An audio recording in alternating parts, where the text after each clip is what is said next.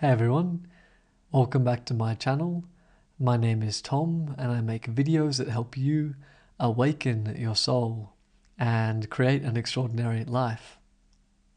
Today I'm going to be talking about how you can trust the universe even when you feel you can't.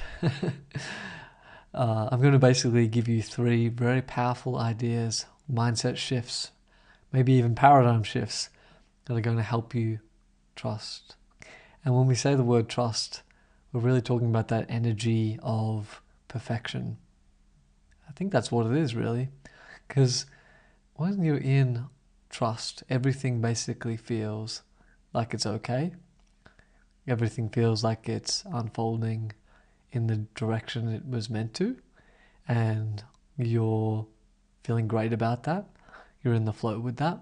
And you can kind of get on with living your life in the here and now in a great energetic space. So I want to get you into that energy of trust if we can in this video and myself too, because it is a difficult thing. And the reason it's difficult, and maybe you resonate with this in your own life too, is that often we are thrust into uncertainty and situations of unknown in our lives. This may be in our career, our living situation, our jobs, or maybe our self-image has shifted in some way. Maybe our appearance has changed, or we lose someone, a friendship, or maybe a loved one in our life, and it rocks our identity. Suddenly we're in a new space and we have to trust that this is for the best and we're going to be okay. It can be something like that. Or it can be something that's more known and deliberate, like you're taking a chance on yourself. You're stepping out into the unknown. I know this was me when I started my business and my channel, and also many times in my spiritual path where I've deliberately taken a step forward, not knowing how things would pan out, and had to somehow conjure up within myself ridiculous amounts of inner trust and trust in life to make it through. And that's very challenging, right? Maybe you can resonate. So the first point in how we can learn to trust the universe is to really realize that the universe is divine. The universe is divine. Reality is divine. Life is divine. Now, my mind's already coming in and saying, what are you talking about? How is it divine? And there's all this stuff going on in the world that's horrible to know about and very challenging to live through. How on earth is the universe divine? Because when we hear the word divine, we expect that to mean loving, comforting, a great place, a good place. And it's hard to see that, right? Even for me. But nonetheless, maybe a deeper part of you can sense that it still is divine, even if we can't understand that at the human level. And I'll raise my hand and say, I often don't have a clue why things are happening the way they do around the world in many different contexts. Yet, at the core of me, I still know the universe is divine. Maybe you've had spiritual glimpses in which you rise up to it's definitely a higher level of understanding where such a state can shine through to you.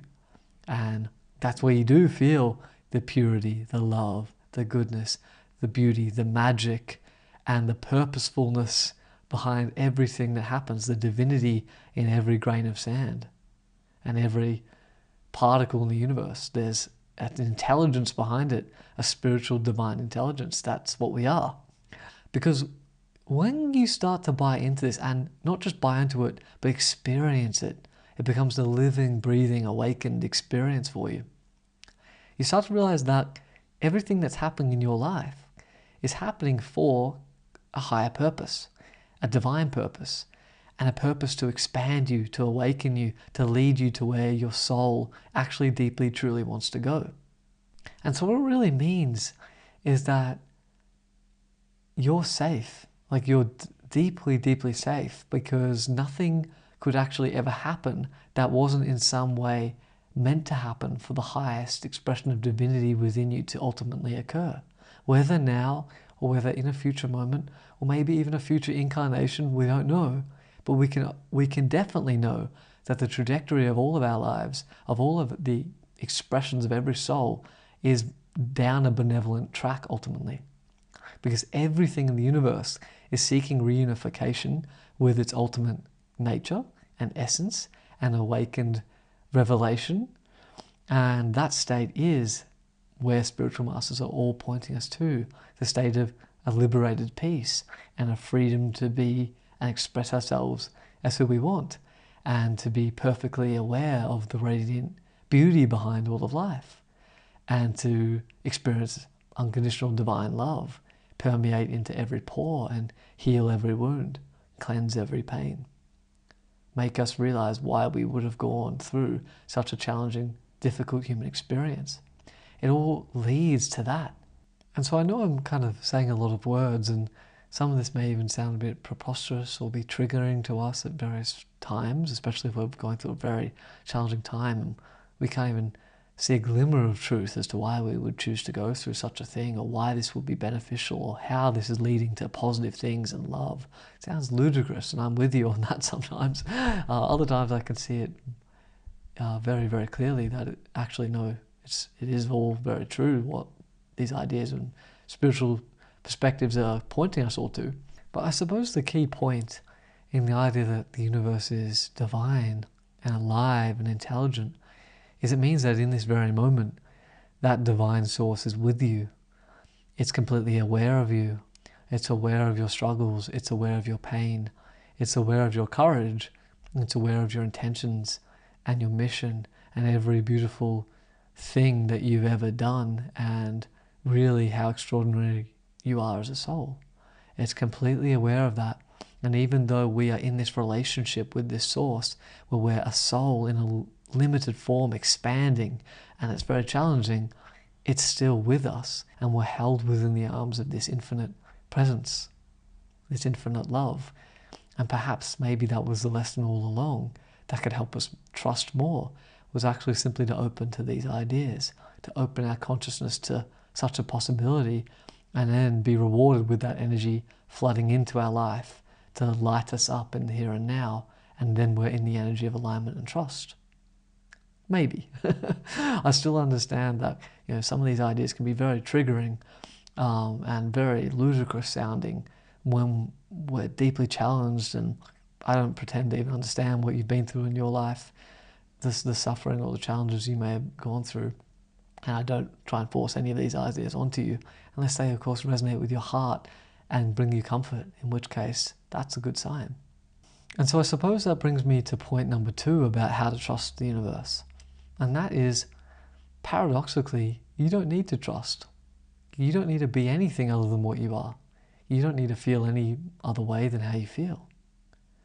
Weirdly, when we feel like we have to trust, or we feel bad for not trusting, we feel not enough for being more in alignment, that sort of discredits how we truly feel, like as if how we truly feel is a bad thing. But I've never found that to be the case.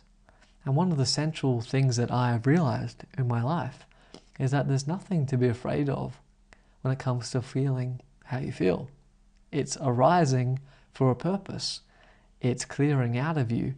And sometimes the easiest way to trust is to let go of the pressure to trust, and to team up with that pain and that fear and that doubt, if it's what's arising with us.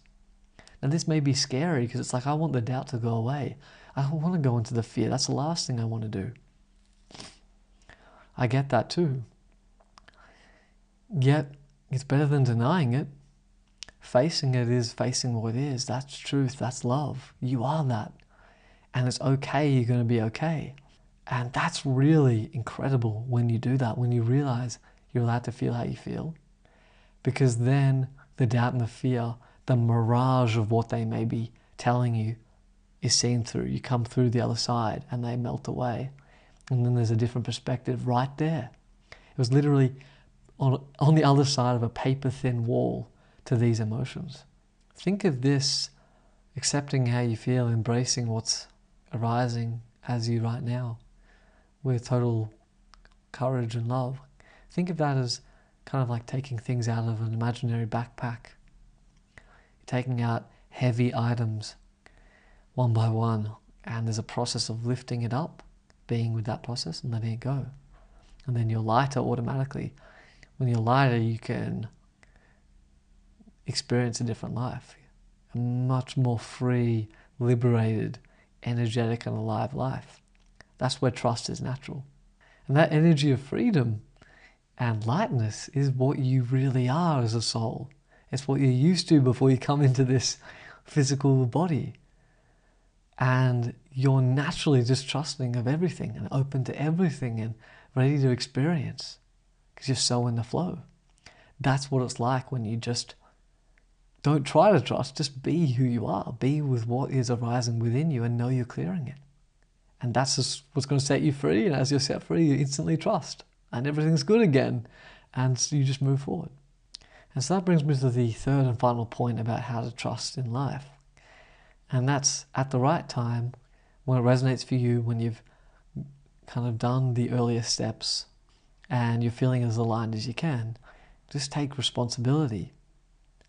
That can mean in sort of two key ways. The first is you can take responsibility in the sense of asking what the lesson is in this situation. What am I being asked to learn? Why is this happening? What's the benefit? What's the lesson? You'll get answers from that, and as you get answers from that, you can move forward and do things, specific things that help you integrate that lesson. And then there's no reason for this situation in which you're really being challenged and you're in the unknown and finding it difficult to trust. There's no reason that needs to stay that way for much longer because the lesson is being learned. And the second thing is just to take action. For example, if you're in the unknown with your career or something like that, what are the action steps or choices you could make to bring this into a great space of positive momentum where you're doing everything to make this a great result for you? This also applies to your relationships or your personal inner healing and spiritual journey. Just kind of working out what's that practical list of steps that I could do and doing those.